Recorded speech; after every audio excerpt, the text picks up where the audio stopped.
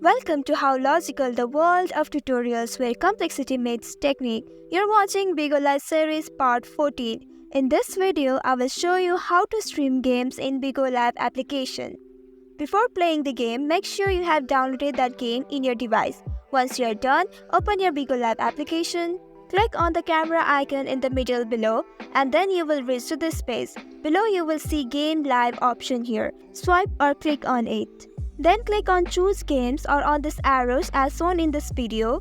Select the game you want. Once you select the game, click on it. Now click on Go Live button below and your game live streaming will be started.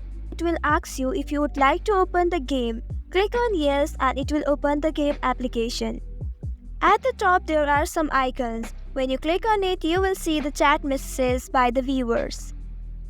Continue playing the game and go on streaming as much as you want it.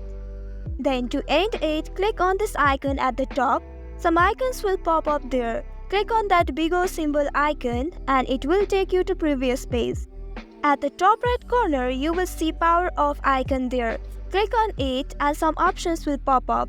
Tap on Quit Broadcast to stop this streaming.